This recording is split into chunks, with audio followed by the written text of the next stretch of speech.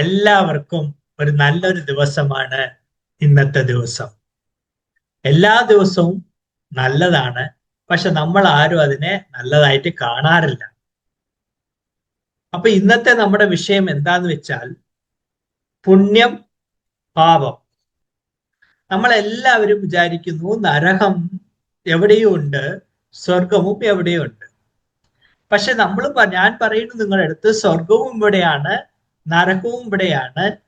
പക്ഷെ നമ്മുടെ പുണ്യപാപ അളവാണ് വ്യത്യാസം. ആർക്കാണോ കുറെ പുണ്യമുണ്ട്, കുറെ നല്ല കാര്യങ്ങൾ ചെയ്ത് അതിന്റെ പുണ്യം കയ്യിലുണ്ടെന്ന് പറഞ്ഞു കഴിഞ്ഞാൽ അവരുടെ കാര്യങ്ങളൊക്കെ, ലൈഫൊക്കെ വളരെ സ്മൂത്ത് ആയിരിക്കും. എല്ലാ വിഷയങ്ങളെയും ഉൾക്കൊള്ളാൻ സാധിക്കും, എല്ലാ വിഷയങ്ങളും മനസ്സിലാക്കാൻ സാധിക്കും. പക്ഷെ പുണ്യം കുറവാണ്, എനിക്ക് ബാക്കിയൊക്കെ ഉണ്ടെന്ന് പറഞ്ഞാൽ അപ്പൊ ചില ബുദ്ധിമുട്ടുകളൊക്കെ നമുക്ക് വരും. അപ്പൊ നമ്മൾ എന്താ പറയുന്നത് വെച്ച് കഴിഞ്ഞാൽ, നമ്മുടെ ജീവിതത്തില് ഓരോ കാര്യങ്ങൾ നമ്മൾ ചെയ്യുമ്പോഴും നല്ല രീതിയിൽ ആലോചിച്ച് ചെയ്യുക. കാരണം ഈ നരകം എവിടെയാണ് നിങ്ങൾക്ക് അറിയാവുന്നവർ പറയാം കേട്ടോ. നരകം എവിടെയാണ്, അത് ഏത് വഴിയിലാണ് അവിടെ എത്തുക? ഇനി സ്വർഗം എവിടെയാണ്, ഏത് വഴിയിലാണ് അവിടെ എത്തുക? ഇതൊക്കെ നമ്മൾ ആലോചിച്ചുകൊണ്ടിരിക്കുക. നമ്മൾ മരിച്ചു കഴിഞ്ഞാൽ നേരെ അവിടെ കൊണ്ടുപോയി ഇറക്കുകയാണല്ല. ഓരോരുത്തർ ചെയ്യുന്ന കർമ്മത്തിന്റെ ഫലമാണ് സ്വർഗവും നരകവും. നമ്മൾ നല്ല വിഷയങ്ങളെല്ലാം ചെയ്യുന്നു, നമ്മൾ അധികം പാപങ്ങളൊന്നും ചെയ്യുന്നില്ല എന്നുണ്ടെങ്കിൽ തീർച്ചയായിട്ടും നമ്മൾ സ്വർഗത്തിലാണ്. നമുക്ക് നല്ലൊരു ജീവിതം കിട്ടുന്നു, നല്ലൊരു സന്തുഷ്ടമായ ഒരു കുടുംബം, ഭാര്യ, അച്ഛനമ്മ, സഹോദരന്മാര്, കുട്ടികളുമായിട്ട് ഇങ്ങനെ സന്തോഷമായിട്ട് ജീവിക്കുന്നു. ബുദ്ധിമുട്ടുകളൊന്നുമില്ല, ആവശ്യത്തിന് സമ്പത്തുണ്ട്, കാര്യങ്ങളൊക്കെ പറഞ്ഞാൽ മനസ്സിലാക്കുന്ന ആൾക്കാരുണ്ട്. ഇത് സ്വർഗമോ നരകമോ? ആലോചിച്ച് നോക്കുക. നമ്മൾ പറഞ്ഞാൽ അനുസരിക്കുന്നവര്, അവര് പറഞ്ഞാൽ നമ്മളും അനുസരിക്കുന്നു. ഒരാൾ മാത്രം അനുസരിച്ചാൽ പോരല്ലോ. ജീവിതത്തിലെ രണ്ടു വശവും അനുസരിക്കുന്നവർക്ക് മാത്രമാണ് ജീവിതം സുഗമമാകുക. അപ്പൊ ഈ നരകം എന്ന് പറയുന്നത് എന്താണെന്ന് ചോദിച്ചാൽ, നമ്മളിപ്പോ പറയല്ലേ, പലരും വന്ന് നമ്മൾ റോഡ് സൈഡിലൊക്കെ കാണാറുണ്ട്, ഒത്തിരി പേര് ഭിക്ഷ യാചിച്ച് ജീവിക്കുന്നവരുണ്ട്. അപ്പൊ അതിലൊരു ഉദാഹരണം പറയാണ്. ഒരാൾ ഭിക്ഷ എടുത്ത് ധാരാളം പണമുണ്ട്, പക്ഷെ എന്നാലും ഭിക്ഷ എടുക്കണമല്ലോ എന്ന് വിചാരിച്ച് ഒന്നും വാങ്ങിക്കാറില്ല, അധികം നല്ല ഭക്ഷണം കഴിക്കാറില്ല, നല്ല വസ്ത്രങ്ങൾ ധരിക്കാറില്ല, പണം ആർക്കും കൊടുക്കാനുമില്ല, അതിങ്ങനെ ശേഖരിച്ചു വെക്കുകയും ചെയ്യും. അപ്പൊ ആവശ്യത്തിന് പണം ഉണ്ടായിട്ട് പോലും ആ വ്യക്തിക്ക് ശരിയായ രീതിയിൽ ജീവിക്കാൻ പറ്റുന്നില്ല. കാരണം അദ്ദേഹത്തിന് ഭിക്ഷയയച്ച് ജീവിക്കണം എന്നുള്ളൊരു മോഹവും, നാളെ ഭിക്ഷയ്ക്ക് പോകണമെന്ന് വെച്ചാൽ എന്നെ കാണുമ്പോ കുറച്ച് സഹതാപം തോന്നട്ടെ ജനങ്ങൾക്ക് എന്ന് വിചാരിച്ച് തന്നെ ശ്രദ്ധിക്കാറില്ല. ഒരു കാലത്ത് ആ ശരീരം വിട്ടു പോകുമ്പോ ആ പണം ഒട്ട് കൊണ്ടുപോകുന്നുമില്ല. അപ്പോ നമ്മൾ യാചിച്ച് ജീവിച്ചിട്ടും പണം ഉണ്ടായിട്ട് നല്ല രീതിയിൽ ജീവിക്കാൻ തോന്നുന്നില്ല. അതൊരു നരകാവസ്ഥയാണ്. ഇപ്പൊ ചിലരുണ്ട്, എല്ലാ ആവശ്യത്തിനുണ്ട്, സന്തോഷമായിട്ട് ജീവിക്കുന്നു, അത് സ്വർഗമാണ്. സ്വർഗം എവിടെയോ ഇരിക്കുന്നു, പട്ടുബത്തയിൽ കിടന്നുറങ്ങുന്നു, നല്ല പൂന്തോട്ടത്തിൽ ജീവിക്കുന്നു, വിശപ്പില്ലാത്തൊരു നാടാണ് എന്നൊക്കെ നമ്മൾ വിചാരിക്കുന്നു. അവിടെ ഭക്ഷണമൊന്നുമില്ല. അങ്ങനല്ല. ഇവിടെ തന്നെയാണ് സ്വർഗവും നരകവും. അതിനെ തിരിച്ചറിയാൻ കഴിവുള്ളവൻ നല്ല രീതിയിൽ ജീവിക്കും. അതാണ് ഏറ്റവും പറയാനുള്ള ഒരു കാര്യം. നല്ല രീതിയിൽ ജീവിക്കുക എന്ന് പറഞ്ഞു കഴിഞ്ഞാൽ എല്ലാ കാര്യങ്ങളും മനസ്സിലാക്കി അതിനെ ഉൾക്കൊണ്ട് ജീവിക്കും. അങ്ങനെ ജീവിക്കുന്ന ഒരു വ്യക്തിക്ക് മാത്രമാണ് ഈ ലോകത്ത് സന്തോഷമായിട്ട് ജീവിക്കാൻ പറ്റുള്ളൂ. അപ്പൊ ലോ ഓഫ് കർമ്മ എന്ന് പറയും, ലോ ഓഫ് അട്രാക്ഷൻ എന്ന് പറയും.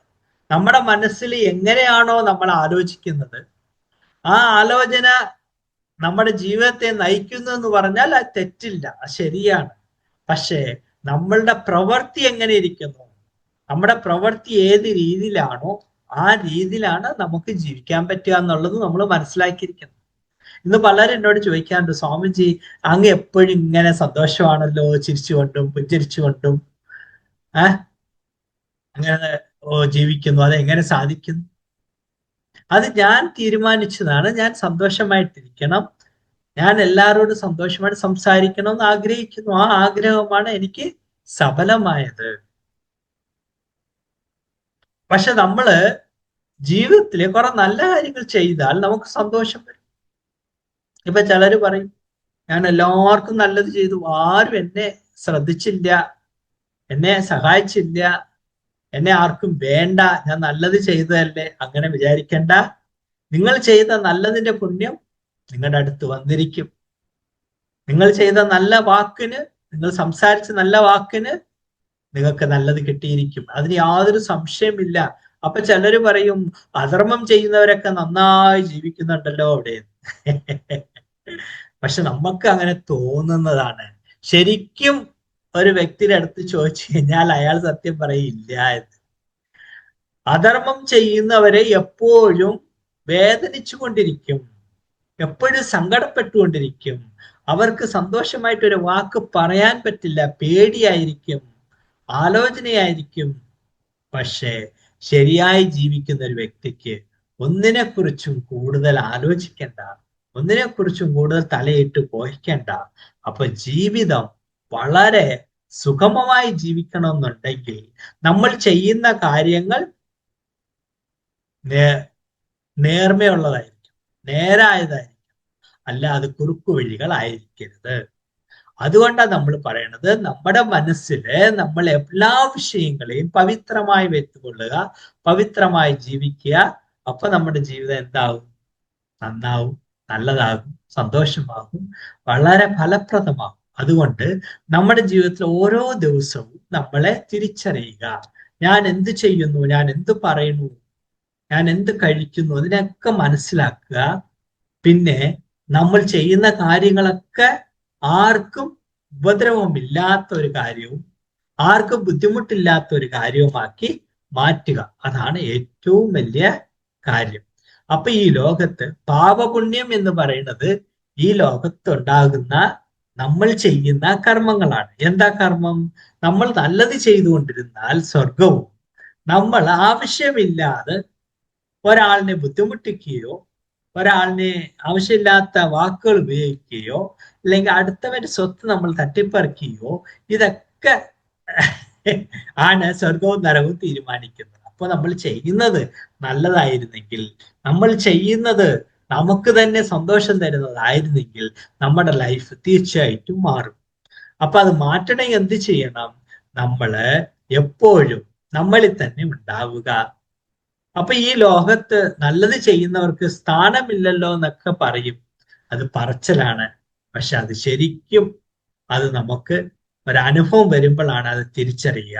നമ്മൾ വാക്കുകൾ കൊണ്ട് ഇതിനെ ഒന്നും നമുക്ക് പറഞ്ഞ് ഫലിപ്പിക്കാൻ പറ്റത്തില്ല, ഇതാണ് അതാണ്. അതുകൊണ്ട് എല്ലാവരും ഇന്നു മുതൽ താങ്കളുടെ ജീവിതത്തില് സന്തോഷത്തെ കൊണ്ടുവരിക, പാപപുണ്യങ്ങളെ തിരിച്ചറിയുക, നല്ല വിഷയങ്ങളിലേക്ക് മുൻതൂക്കം കൊടുക്കുക. നിങ്ങളുടെ ജീവിതം എന്നും ഫലഭൂഷ്ടമായിട്ട് നല്ല രീതിയിൽ വരും. 100% ഉറപ്പാണ്. നമുക്ക് വീണ്ടും നാളത്തെ ക്ലാസ്സിൽ നമുക്ക് കാണാം.